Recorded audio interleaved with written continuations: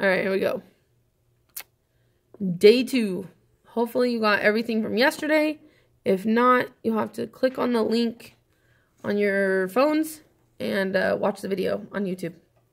So today is 3/13 because it is Tuesday. And hopefully you made it all here on time, because otherwise you're going to have to watch it by yourself and get caught up, because I'm not waiting for you. If the line is, so we're going back. We're on page 106. So get there, page 106. I know we went way out of order in this chapter, but it's good enough. Page 106. And these names are different in your textbook. Not that you guys really use your textbook much, but just so you know, it's called different things sometimes. So we're going to look at the side splitter theorem. Hopefully you're all on page 106. So if a line is parallel to one side of a triangle, okay, it's parallel to one side, that means like the bottom or the side, and it intersects the other two sides. So that means it crosses, intersects the other two sides. Then it divides the two sides proportionally. So we've been dealing with proportions this whole time. Obviously, we took a break yesterday with the Pythagorean theorem, but we are dealing with these two sides. So here's how it works. You write a proportion for each set of the following using the side splitter theorem. So because this line, that's what it says, if a line is parallel to the side, so this guy is parallel to this guy, so because that's true, he intersects the other two sides and divides the sides proportionally. So you could say that. Okay, sorry about that. So you have these two sides, cut them so they would be perpendicular. So here's what that means. If you want to highlight them or use two different colors, this is how it works. You're going to say that this side is going to be proportional to this side if this side is proportional to this side. So you would say that BD over DA, which is the bottom, would be equal to BE over EC. So because those two lines are parallel, we can say that these are proportional, which is the same thing we've been doing. And then you can cross multiply and solve for the missing side. So if these were numbers, how would you set them up? You would do the same thing. You would say that X is proportional to W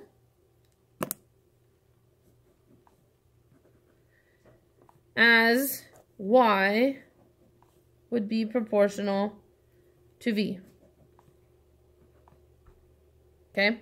So that's how it works. So if you're trying to find somebody who's missing, you would do exactly that. 5 to 10, right? 5 to 10 would be equal to X over 16. And of course I messed that up. X over 16. And you know how weird I am, so we're going to change this to orange. No, he was 10. So 5 over 10, X over 16. And then you can do it just like before, where you just cross multiply. So you get 10X equals 80. Divide by 10. And X equals 8. So it's the same type stuff that you did Friday, reviewing all of the proportions. And it's the same type stuff we did all of last week.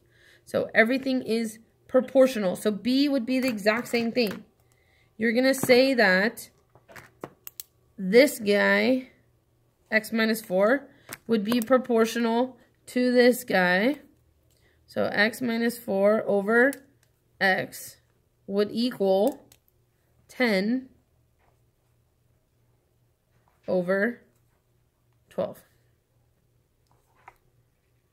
So, again, if the cross multiply, 10x is equal to, this one has to distribute. 12 times x would be 12x. 12 times negative 4 would be negative 48. Subtract 12x, because you're solving just like a normal equation. Negative 2x is equal to negative 48. So, 48 divided by 2. We should already know that. And it's negative 2. So, x equals 24. All right. So, hopefully that makes sense.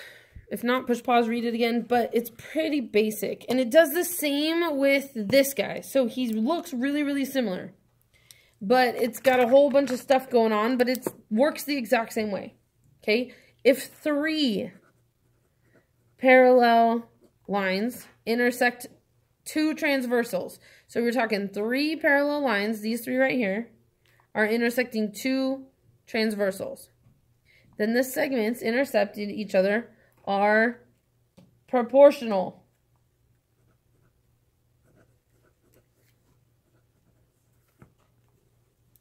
They are proportional. So, if you're looking down here at this example, it would show you that if DE, so D is E, that's here, right here, we're talking this guy, DE, would be comparable to EF. Okay, so if that is true, then AB is comparable to who? And it would have to be BC. Same thing, it's who's sitting in the same position. Okay, sorry, janitor came in. It was distraction. So you're pretty much matching up the same things that we did before. So this guy, if you're looking at GH, use a different color. So GH is here, and he's being compared to, we don't know, okay, but he's matching AB and BC. So who's in the same place as BC? If he's that green line, then we need it down here, and it would be HI. Hi. Or Hawaii, which is where I am right now, enjoying the sun while you guys sit here and work. Sorry. So, same thing can be true. If we set those to values, then you can still solve for the missing values. So, if AB is 5, and DE is 4, and EF is 8.8, how much is BC? So you can use the same ones. We already colored them. You can say that 4 is to 8.8. This guy is to this guy. As we have to go blue, 5 is to X. So it's the same thing we've been doing. It's still proportions. That's why I figured you guys could do this without me. 5 times 8.8. So 5 times 8.8 is 44.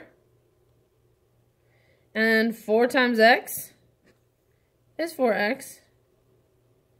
Divide by 4. And x equals 11. So this measure right here would be 11. Okay? So it's the same thing. It's the same thing we've been doing. Super easy. Setting your proportions. We're going to do one last page and then you guys can get your homework. So, turn the page.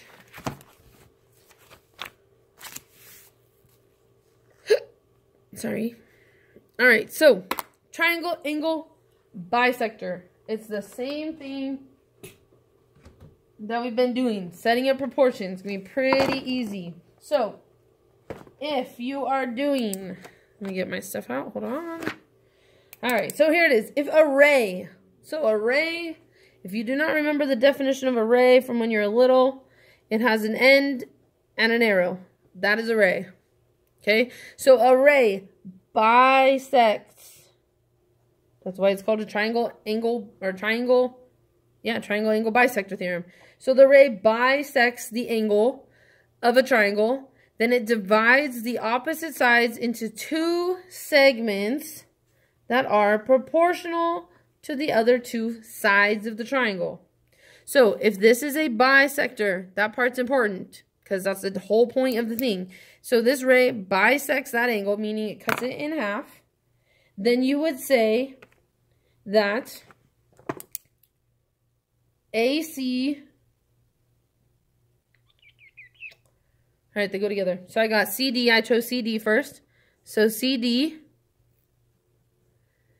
would be proportional to D. Oh, you should go in order. Hold on, I think I'm changing this. A, C, and C, D. Give me a second.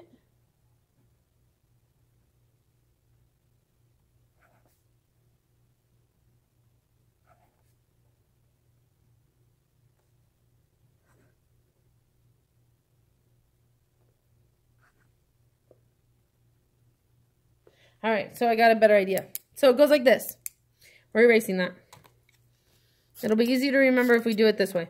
So AB, or AC rather, AC, this leg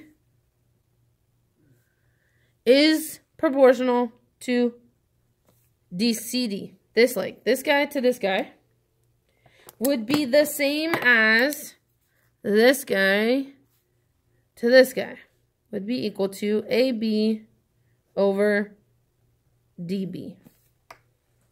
Okay, so it's too hard. If you go this way, you have to remember that you match them up. So you could say that CD is the same as DB, and then AC is the same as AB. That works as well, but sometimes it's hard to remember which one. So if you go long to bottom, then it will always match up. Okay, so write a proportion for each of the following triangles. All right, it told you that it was an angle bisector. So it already gives you that information. So you're assuming that that is a bisector. So you would say that FE over FH would be equal to EG over HG. Okay, so you're going around the corner. You could do 2 to 1 if that's going to help so that you remember. So you have the long guys would be 2 and the short guys would be 1 because everybody's the same color. It's hard to tell. So 2 to 1, 2 to 1. That way you know that they're the same. That would be equal. So if you're doing this guy, same thing. You would go M, give him 2 lines if you want, to X who has 1. So M is to X as 2 to 1. N is to Y. Okay, so that's going to work every single time. It'll match up perfectly. So doing them down here, you're going to solve for math. You hopefully, some of you have already moved on. You're ready to go. You're done. You're over this because you know. So 6 is to 5 as X is to 8. I think you can see that. So if you cross multiply those, 5x is equal to 48. And you divide by 5. Is she mad? No. And use a calculator. 48 divided by 5. 9.6. So it's okay that you have a decimal because you're dealing with length. I said 6 and wrote 8. You're dealing with length and not everything is perfect. And of course that's not working. 9.6. Okay. Math 96 folder. Last guy. No. 15 is to X plus 2 as long side 12 is to short side X minus 1. So you can cross multiply. 12x plus 24 is equal to, don't forget you distribute when you do this, 15x, and 15 and negative 1 is minus 15. So, you subtract 12x. And 24 is equal to 3x minus 15 plus 15. And you get 39 is equal to 3x. So x would be equal to 13. Alright, so easy. Get your homework, get it started, get it done. And if you finish on time, remember Ms. Russo will sign it and you can get extra points. So hopefully you're all caught up and everything's on your stamp sheet. Somebody went around and stamped. And text me if you have any questions. I'll see you tomorrow.